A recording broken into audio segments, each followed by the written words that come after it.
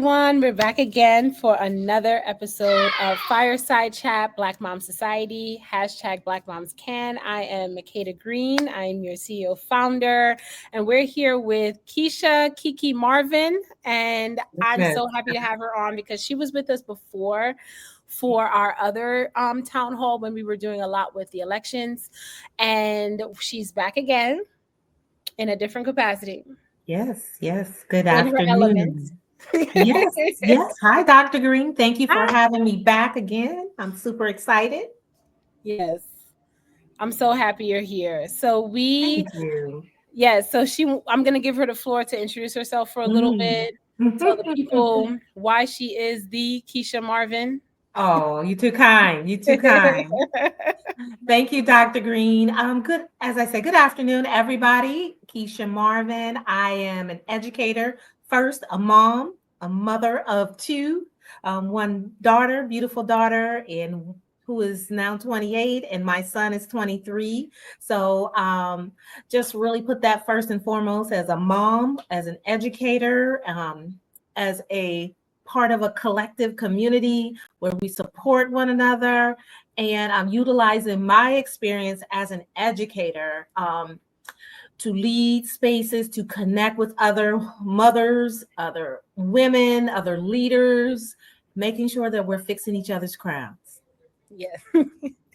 Amen. And I love this about Keisha because she is absolutely amazing at the work that she does in education and also within leading other teachers and leading other educators. And I think that's so powerful because we need people to stay in education and stay in the space of learning. And she is doing that. And we have a third person. If you can't hear him, he's my little one. He is watching Moana. So if you hear the excitement around it, it's because there's a third person here with us. Moms, right? So We multitasking, but we get the job done, right? exactly. So we're going to ask her quick questions as Black Mom Society does. So have you experienced microaggressions in your work or parenting life? And Mm. if you did, what did those moments feel like? Wow. Oh, absolutely.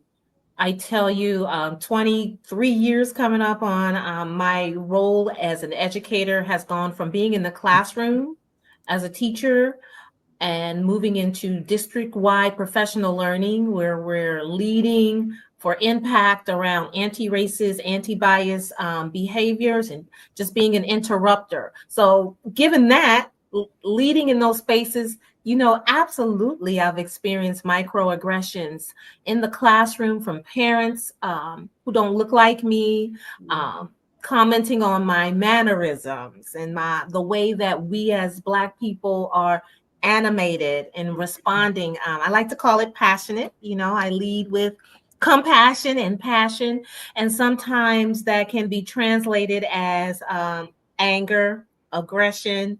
And I've been called those things. I've been told I was rolling my head while teaching someone's child. So all of those things, has initially put me in a space where I'm constantly internally policing myself so that I can show up in a way that is acceptable, right? So, for example, leading those professional learnings, having to share my testimony of what it feels like to be a Black woman leading spaces when you have people defer to my white counterparts and don't see the value in what I'm sharing. And how have I handled that? I've been fortunate to be in spaces with people who are not of color, to be able to have those courageous conversations, and they see my worth, they value my worth, and they allow me to lead. But that's taken some time. It's really been over the years where I had to learn not to personalize it and learn how to be an interrupter and take the time to educate people on the importance of hearing diverse perspectives. You said a lot, and we're I going to did. impact. Yes, you did. And I love all of it because I love the fact that you said an interrupter. And in a lot of ways we don't talk about that when we talk about interrupters. We talk about them in the space of child. I almost fell. We're just gonna keep that moving. Oh, you still here? Oh, All part of it, right? um so we when you talk about being an interrupter, mhm, I love that when you mhm. talk about it in the professional space, because a lot of times when we talk about interrupting, we're talking about it in like maybe a community organizing space, or we're just interrupting spaces maybe within the university setting as a professor. But Right. interrupting it within education, parenting, also just being, I think is powerful, especially with education being almost being under attack right now. Absolutely. All that's going on. Especially as yes, as we enter these spaces as Black moms, I made a decision to have my son attend the school where I taught. So, Mhm. there was a lot of interrupting, a lot of setting protocols for boundaries that had to go into play with how people interacted. And I would say the levels of systemic racism, having to advocate for my son to be placed in higher level courses, to have that same Mhm. access, that his white counterparts have. I do try to advocate for other students now who may not have the parents with that educational knowledge to know the system, how to navigate it. And so I do try to encourage other parents of color when they enter these spaces, and just teaching them how to advocate for their children and knowing their rights. But at the same time, as a staff development specialist, as an instructional specialist, building teachers' capacity to show up in those spaces with cultural competencies, Mm. and holding all of our babies to the same expectations that they also hold, other students who look like them. I like that. I like that because that is the most important thing. We have to be able to have cultural competency. I know that that's not something that people are discussing. It's a taboo, especially with all of that again being under attack. But it doesn't take away from the fact that people of color are here, and children of color are here. They're not changing. They haven't gone away. They haven't Right, disappeared somewhere. Like, right, our kids are right. here and they deserve some level of competency. When we're discussing kids, we're discussing them in some kind of context, it's always important to Mhm. still have literary text or something Yes. that reminds them of themselves so that they can see Oh, a reflection. absolutely. um Absolutely. I think I can speak to what you're saying as a former English teacher, being an English supervisor, leaning into building the capacity of staff to make sure that the students are feeling heard, they seen affirmed, they feel valued, and that we're building those relationships, which has to do with affirming their cultural identity. So, what does that look like in the literature that we're sharing with them? Being intentional about making sure that they can make those connections and see themselves. And so that's, for me, that's what it means to be an interrupter, and something I'm really passionate, because I take my son's experience and know that there's 1,000 young Black men who have to navigate the system, and my daughter, who was a little more independent and savvy with it, but still um, was perceived, the perceptions we had to interrupt. So it's vital to us as a community right now that we have those tools and that we can share yes, them with each other. I like that. I keep on saying I like that because I really do. um, Miss Marvin, I mean, she's just amazing with the way in which she speaks. She's a wordsmith, and she knows how to. What I love about her is that she's able to keep it professional at all Mm. times, and Mm. she uses I her appreciate words. that. She uses her way of formulating words into creating that space. She doesn't have to, even if they're attacking with the microaggressions, she's like, Mm. okay, And Let's that's let taking some time, right? It didn't happen overnight. Like I said, the process of internally policing and having a pause and think about how to Mhm. respond in the moment. But learning some speak up strategies where I can utilize that time, that opportunity. So I think about all those missed opportunities, Yes. having someone come up and touch my afro in the Oh. workplace, having someone tell me that I sound very articulate. Um, you know, all of those things, just learning how to respond has taken time, and Mhm. utilizing those opportunities to educate others for ways that they show up.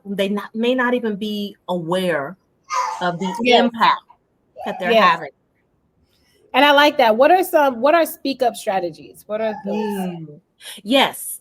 So in our district-wide professional learning, we shared with leaders opportunities to speak up can come in the form of educating someone else um, Okay. in that moment, utilizing that time as an opportunity to share how we as Black people have had to overcome certain things and how it sounds to us. And so taking that moment to educate someone, but also taking that moment to interrupt someone's thinking by instead of taking it personally, tell me what you mean by that. Mm. you know Tell me more, because then you're digging down to the roots. You're giving someone an opportunity to reveal their beliefs, right, their mindsets, and then sometimes repeating back, being an echo, we call it, repeating back what someone has said, because sometimes people say things and they may not, you know did I say that? Yes, yes, ma'am, you did. So those Sometimes you have to have remind. Yes, like echoing what someone has said, helping Yes. me understand a little deeper, and taking a time to educate.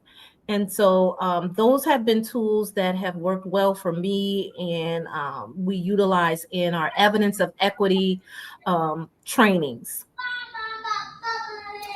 I think that's powerful that no matter what, being able to echo back and be able to reflect back, I think is very important, especially within the workspace. Mhm. A lot of times, as you said, a lot of times we as Black women, as Black professionals, having to almost mind yourself a lot more Right, in this space and right, policing. I like that word policing that you said. right, And right. the echoing back so that people can understand, okay, wait, I cannot say that you're being this way, but I can echo back what you've said to me Said, in a way right, that I can say, okay, it's not that. So I remember in right. one particular moment recently where a person, of course, on email, and things can get Mhm. very Yep. misunderstood, miscommunicated, Right. all this Absolutely. emails. And of course I was upset. I was like, how dare they, speak to me like this, like what's going on here, and Mhm, all the things. mhm, And so I said, very in an email, I just said, this is what was stated, is mhm. this what was meant. And so Right. the person quickly said, no, if I came off aggressive, I apologize, that was not my intent. Mm, And I said, okay, because I didn't have to say mhm. it. Right, Because right, I didn't, right. because if very quickly, Mhm. Black women are very quickly to be defined as aggressive, Right, rude, right, unprofessional. So I said, you know what, I'm not going to take it there, I'm just going to put it right, back. And the person said, I didn't mean to come off aggressive, and for that right. I apologize. And I took it. I said, okay, fine, no problem. We are very I'm gonna passionate leave about it right that. there. Yes, Right, we kept it right there. right, We are right. And doing kudos to downstairs. you. Yes, Yes. kudos to you, Dr. Green, because a lot of times we are reluctant to interrupt that thread, and allow someone to reflect on the impact. Maybe it wasn't their intent, but this is the impact that you have, Yes. on your words have on me. And I think it's been really difficult to have to think about and pause, like you said, how we respond, as opposed to maybe how our white counterparts would respond without any thought, any forethought to how they would be perceived. And that's the part where I have made a, a pledge to myself to take up space. Not asking for permission, but I'm taking up space in hopes that people will receive diverse perspectives. And sometimes it takes a little bit of time. It takes a little bit of time. Another example, I have one of my leaders in the profession asked me to show up as Kiki, not Keisha. Now, I don't know. I didn't know how to take that, right? I had to simmer in it. I had to internally police myself because at first thought, I'm thinking, you're asking me to dumb it down, right? You're asking me to be a little more, uh, use a little more vernacular, be a little Casual. more, yes, be a little more, yeah, all of those things. But, as leaders, it was problematic because as a woman of color, you should know how we've had to work hard of the Yeah. perceptions.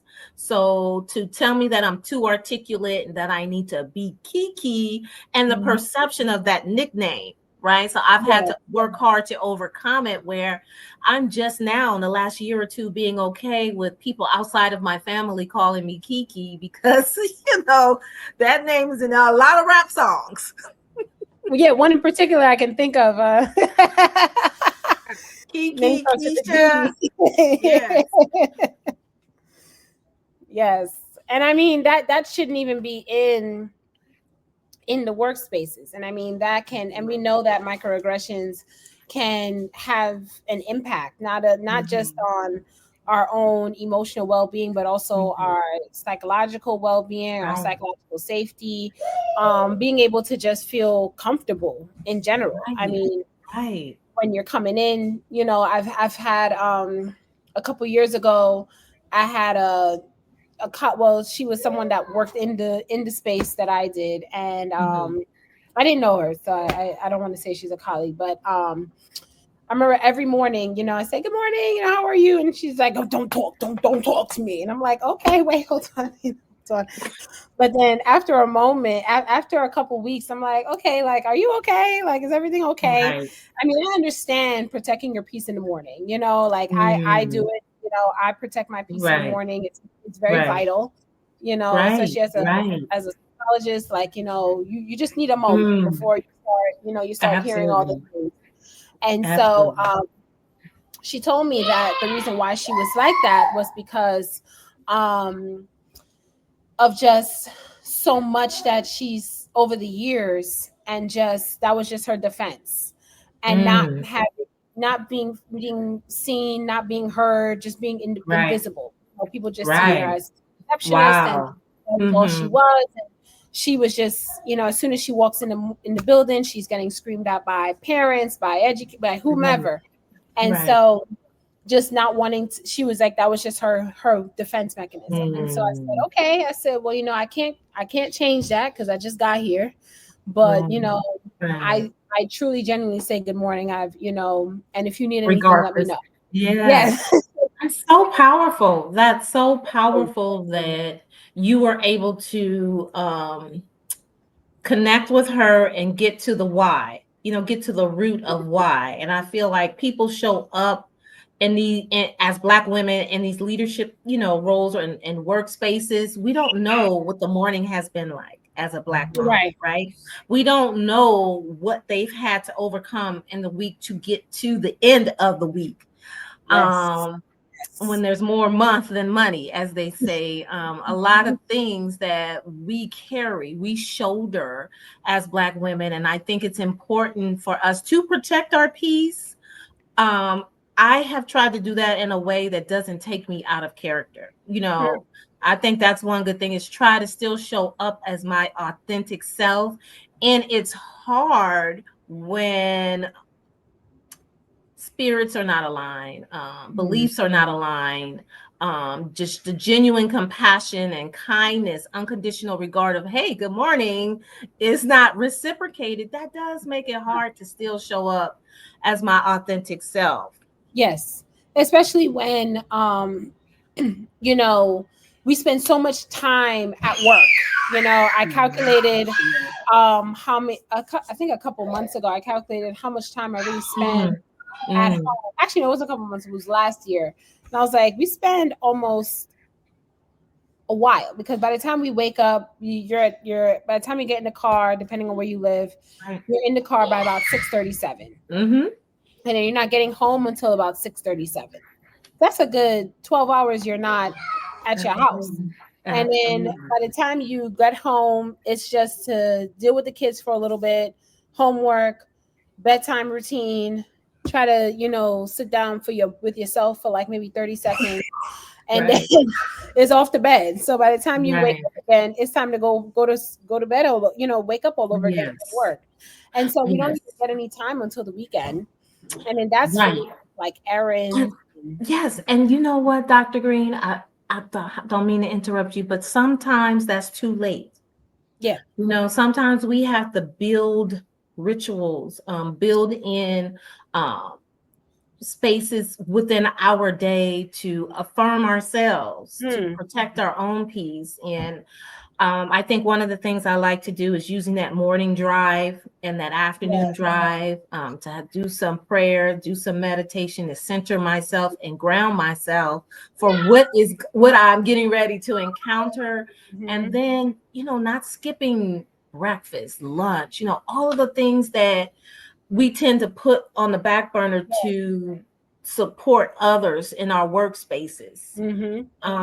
So I think that's important too, to be like the woman said. I definitely would not have said that to you if you're saying good morning, but I probably would have kept it short. I'm gonna reciprocate with a good morning, but I might go to my workspace for a minute and ground myself until I'm ready to interact with others, because 12 hours is a long day. It's a long day.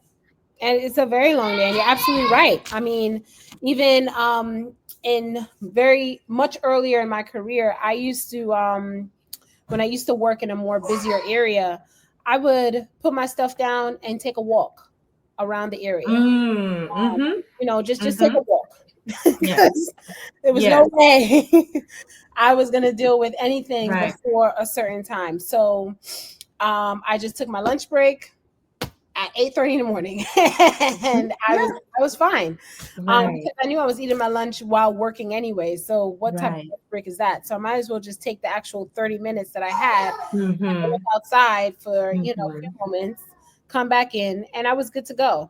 And Right. that helped so much, because not only did Hmm. it help with with stabilizing myself, but it allowed Mhm. me to have a moment to myself before I Yes, give it to others, because absolutely. you have to, and it's absolutely necessary. Absolutely. It's absolutely vital. And I appreciate, being able to meet you over this past year and how you showed up, invited yourself into my space. Did. um, we were able to talk, be authentic, and be a safe space. And I think that's what's Mhm. vital too, as Black women, is if we can find those other women, the pockets of space in that working environment where we can fix each other's crowns, be a Mhm. safe space, um, and that allows us to make it through the day, make it through the week that's ahead. So I do have what I call my four corners, four people who Mhm. are my confidants that I use as a sounding board. Like, am I tripping? Yes. Let me run this by you. Before I respond, what do you think? And that's helpful because that way you're getting to shake it off. We're not internalizing it, and we get to shake it off, but before it's time to go home and support our families. Yes. I agree. And I mean, that's the most important thing, because even when you get off of work, you still have to go home and be Yes, another person when you get home. No more absolutely. Miss Marvin, no more Dr. Green. It's now Right. Keisha and Makeda back Yes. home. And you got to Yes.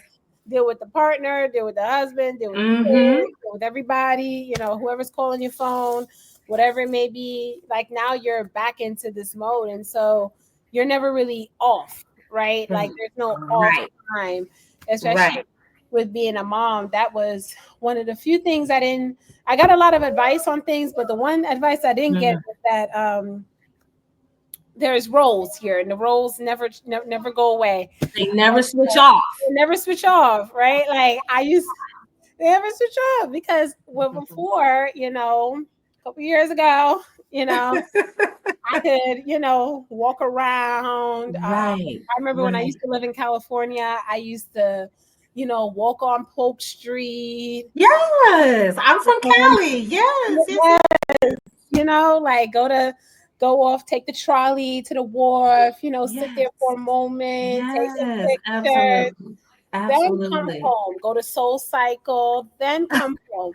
Right. Like I used to make the rounds, like even like I remember when I was out here in DMV areas, the first, like when my husband and I, before we got married, he used to say, he's like, you never he's like, you're the only person I know that doesn't doesn't rush home when you go to work after work. You always touring someplace and doing something. And I was like, well, Yes. I said, no, I'm still new Yes. to the area, I don't know. So I remember like, but now it's like you can't even do that. Like you gotta, because it's Yeah. $10 a minute if I'm late to the daycare. Oh, to the $10 daycare. Right. a And it's minute. like our days are so structured. It's so Yeah. led by time.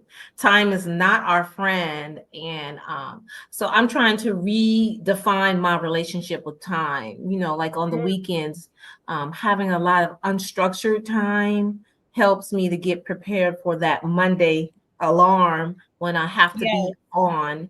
And I do remember though, my kid, like you were saying, my kids are older. I'm somewhat of an empty nester now. I share time with my partner and his kids. So that is also acclimating, going back into structure, making sure that I wake up early enough to have a little bit of me time before I have to deal with all of the things and show up as I don't know, but when my time is not my own. So I think as Black moms, we have to remember, like you were saying, we don't want to lose that. All of those things you spoke about, carving out that time that brings you joy, that brings you peace, that allows you to center yourself. We still have to fight for the opportunities within the day to center ourselves. Yes. That's your mini me down there. Mini Me has found himself Entered. upstairs. Now he's He's entered the chat. into the chat. Okay. He's trying to he's He's trying to doing a pretend good like job. Yeah, he's we're approaching a half hour, so yeah, he's he's done a trying. great job. He's like, sir. He's like, ma'am. So no, but that is powerful what you're saying. I mean, it is, I mean, it's true because the time that you once had, it's like you have to find it. And I was Mm-hmm. listening, I was watching a show it was yesterday, and the woman, like, she just had a new baby. She had, she had one before, but one thing is that she had two girls, and so she knew that her husband wanted to have a third one just for Mm. the boy. Like they really wanted to have a boy, and so Oh she was saying, wow. I can't. She's like, I Mm, physically cannot. She was like, mm, because it took me so much just to find myself with our yes. first child, that Mm-hmm. I am scared that I'm going to lose myself again Mm-hmm. the second child. And she's like, Yes. I'm really trying to build myself back up and put Yes. myself back where I once was. Yes.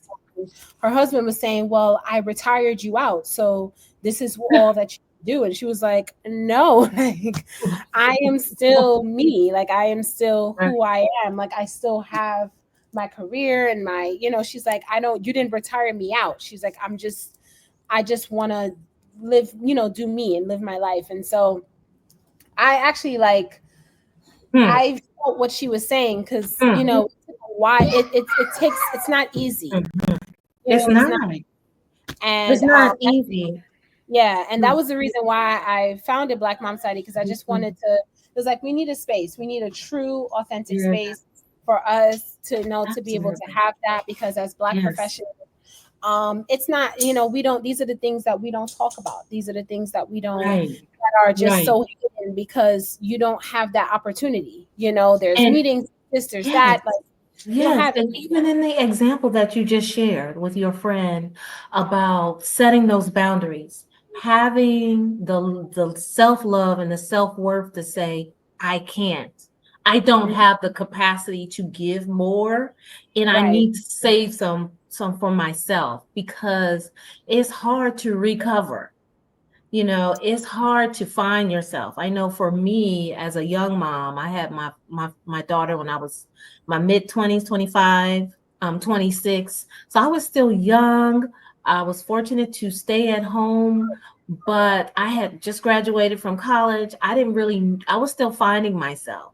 So I Mhm. didn't want someone to put limitations on me, and we as women, as mothers, we have to find that the courage to Mhm. set those boundaries and hold space for ourselves. And so I think for me it was just having to fall back in love with who I am, the Yes. passions, the things that bring me joy, and trying to find those spaces to enjoy them. Yes. I like that. I like that because that is true, because you're not gonna like the same thing in the same way when she once was, but you can definitely appreciate it in a different way, and Absolutely. still, and even probably stronger than what you felt before. I like Absolutely. Absolutely. So here I am, as my daughter would say, Mom, you living your best life. I you said, are living your best I, life. I said, but being a mom, right? Being a parent is a sacrifice, Mhm. right? The things that you don't even know, like you said, being on 24/7, even when you're sleeping, having to quiet your mind because you got the bills, you got work, you got all of these different responsibilities and obligations. So it's important that you creating this space for us to support one another with our social, emotional, and mental health. Just being able to talk to you and share others, it is very uplifting. Yeah. No. Well, this is what we have to do because Yes. a lot of things are being taken away, so we have to be able to make sure that we preserve Mm, what we have. And mm-hmm. that's the most important thing, especially for our kids, because one thing I always say to parents is that if you're not good for yourself, you're not going to be good for your kids. If you're Absolutely. not good for yourself, you're not going to be good for anyone, especially for that Mm, paycheck that you have to be able to get every 2 mm-hmm. weeks or every month or however it may be. It's important. And so having that time and being able to know what you Mm-hmm. won't take, especially within the Right. little nuances, especially as Black women, we have to deal Mm-hmm. with our Mm-hmm. microaggressions, is Yes. not easy. I know just within the community in general, we have to deal with so much. Yes. So dealing with it at work is certainly Mm-hmm. not easy. You're right. And I know, for me being year 25 in education, I'm taking a moment to be a little more intentional and strategic about the next steps, the next 5 years, Mhm. because I am getting older and I do want to improve my quality of life. I don't want to have to constantly be proving myself that I'm competent when I show up into leadership spaces.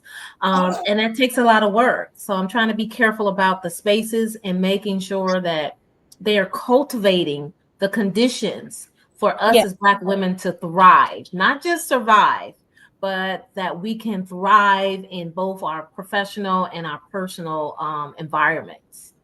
yeah, that's very purposeful what you're saying about being able to have your quality of life. I feel like these days that is a unique thing. It's not Mhm. as It is.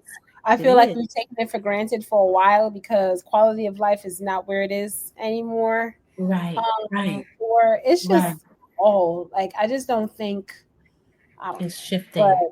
it is shifting. It It is is, shifting. yeah. And like creating spaces like this. You're catering. You've created a niche that is flowing with the shifts that are happening. where people are able to log on and get some affirmations from you and your guests, and get the show up and ask questions and be reminded of these are some tips that you can enter a space, and when interrupt microaggressions. These are the things that are going to get us through. So thank you, Dr. Greene, because this is an important platform that you've created for us Black moms. Thank you. Thank you. Well, I appreciate you, Miss Marvin, Keisha, Kiki, Yes. all the Right. things. She is amazing. An amazing leader, amazing educator. Thank Thank you so you. much for joining us today on our Fireside Absolutely. Chat. Make sure you check us out on all of the platforms: YouTube, Instagram, Facebook, TikTok. And so we will see Miss Marvin soon. Thank you so much. Yes, anytime. Thank you for Happy having Sunday. me. Yes, happy Yeah, Sunday, as keep she doing the always says. good Happy work. Sunday. Happy Sunday. Yes. Yes. Now go get our little friend some Oh, treats, because he was Lord. amazing. He he did it. He did it. All right, bye for now. All right, friend. Take care. You too. Bye, everyone. Thank you for tuning in to another episode of Motherhood Unplugged Black Moms Can Mom Talk. If anything we discussed spoke to your heart, make sure to like, comment, and subscribe to stay in the loop with more powerful conversations that center Black motherhood.